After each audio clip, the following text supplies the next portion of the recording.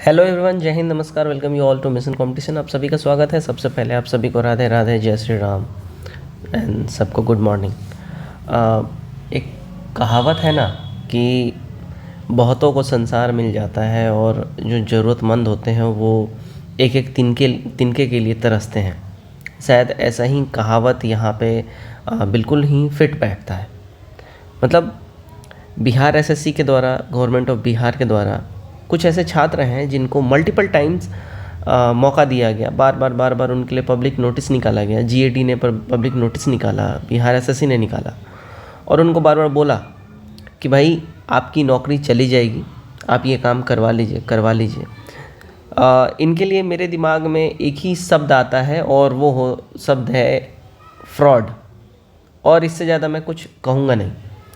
सारा मामला क्या है अभी बात करेंगे। ये मामला है, देखिएगा, बिहार एसएससी का जो CGL 3 जो अपना हुआ है उससे संबंधित ये मामला है। उसमें एएसओ के पद पे रिक्रूटमेंट से संबंधित मामला है। वो भी सोचिए, एएसओ का पद जिसके लिए बिहार एसएससी CGL 4 का सब सपना देख रहे हैं कि CGL 4 आए, एएसओ का पद उसमें 700-800 आएगा, हम भरेंगे और एएसओ बनने का सब सपना देख रहे हैं। उस एएसओ पद को ऐसे ऐसे लोगों ने एक तरीके से, मतलब क्या बोलूँ मैं, देखिए नोटिस क्या है वो देख लीजिए, फिर सारा मामला क्लियर हो जाए। तो देखिएगा, हम लोग आ गए यहाँ पे अपने ऑफिशियल इस नोटिस के ऊपर में। चलिए इस नोटिस को हम लोग पढ़ लेते हैं। देखिएगा क्या बोला जा रहा है। तो बिहार कर्मचारी चयन आयोग पटना द्वारा प्रकाशित विज्ञापन संख्या 1/2022 के आलोक में आयोग द्वारा चयनित अनुशंसित सामान्य प्रशासन विभाग बिहार पटना के कार्यालय आदेश संख्या 82 दिनांक 12/2/2024, आदेश संख्या 340 दिनांक 25/6/2024, आदेश संख्या 383 दिनांक 19/7/2024 के द्वारा अभ्यर्थियों को सहायक प्रशाखा पदाधिकारी के पद पर नियुक्ति की गई। उपरोक्त आदेशों के द्वारा सहायक प्रशाखा पदाधिकारी के पद पर 1 माह के अंदर योगदान करने का निर्देश दिया गया था। तदुपरांत सहायक प्रशाखा पदाधिकारी के पद पर योगदान नहीं करने वाले अभ्यर्थियों के द्वारा अवधि विस्तार का अनुरोध किया गया। फलस्वरूप योगदान नहीं करने वाले अभ्यर्थियों को प्रेस विज्ञप्ति संख्या PR 19,910 GAD 2023-24 द्वारा 1 माह, प्रेस विज्ञप्ति PR इतना GAD 2024-25 द्वारा दिनांक 30/6/2024 तक की अवधि विस्तारित किया गया। पुनः प्रेस विज्ञप्ति संख्या PR इतना और 2024-25 द्वारा अंतिम रूप से योगदान करने हेतु लास्ट डेट इनको देखिए 5 अक्टूबर 2024 तक का दिया गया था। अवधि विस्तारित किया गया जिसमें स्पष्ट रूप से यह अंकित किया गया है कि योगदान नहीं किए जाने की स्थिति में संबंधित नवनियुक्त सहायक प्रशाखा पदाधिकारियों की नियुक्ति रद्द करने की कार्रवाई की जाएगी। इसके बावजूद अब तक उनके द्वारा योगदान नहीं किया गया है। उसके बाद उपरोक्त अवधि बीत जाने के बाद कुल 28 अभ्यर्थियों के द्वारा योगदान नहीं किए जाने के कारण सम्यक विचारोपरांत सामान्य प्रशासन विभाग बिहार पटना के आदेश संख्या 18,532 दिनांक 19/11, अब देखिए 19 नवंबर को ये फाइनली जो है परसों ये नोटिस निकला है, द्वारा अभिरत रद्द किया गया है, जो विभागीय वेबसाइट पे पब्लिश कर दिया गया है। तो ऐसे ये टोटल 28 ऐसे अभ्यर्थी हैं, कुल ऐसे 28 अभ्यर्थी हैं जो मतलब यहाँ पे सम्मिलित नहीं हो रहे हैं। यहाँ पे 2-3 चीज़ें हो सकती हैं।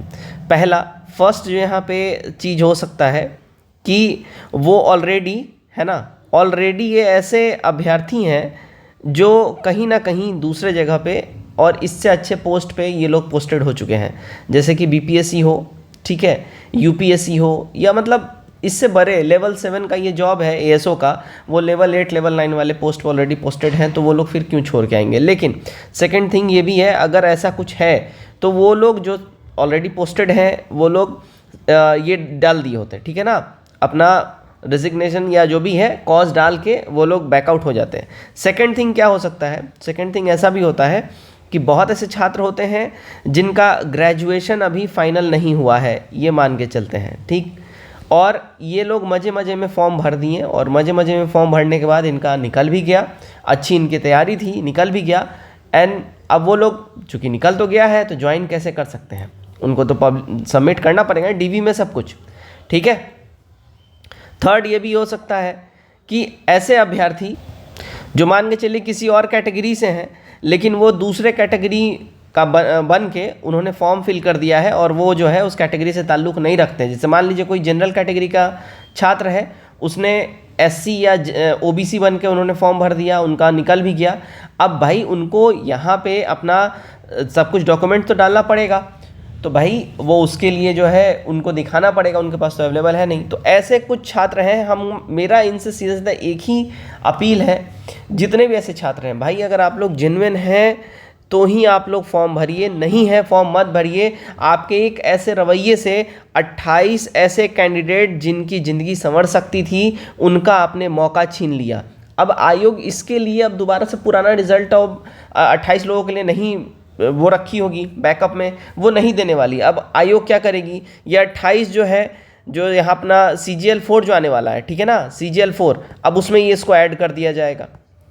तो ये जो चीज़ें हैं बहुत गलत हैं। CGL3 के माध्यम से ही इन 28 ऐसे नए दूसरे अभ्यर्थी होते जिनकी ज़िंदगी बन जाती, लेकिन इन लोगों के मतलब ऐसा क्या बोला जाए, नेग्लिजेंसी की वजह से उनके हाथ से नौकरी छिन गया। अब इसके ऊपर आपका क्या कमेंट है, क्या राय है, कमेंट करके जरूर बताइए। ऐसे ऐसे लोगों को क्या बोला जाए, इनको एक बार नहीं, 1 बार 2 बार 3 बार हैं और 4 बार 5 बार के आसपास प्रॉपर मौका दिया गया। 5वां बार ये आखिरी मौका दिया गया। मोटा मोटी 4 से 5 बार इनको बार बार प्रेस विज्ञप्ति निकाला गया, 5 बार इनको मौका दिया गया। फिर फाइनली जो है 19 तारीख को फाइनल नोटिस अब निकाल के इन 28 अभ्यर्थियों का अभ्यर्थित्व रद्द कर दिया गया है।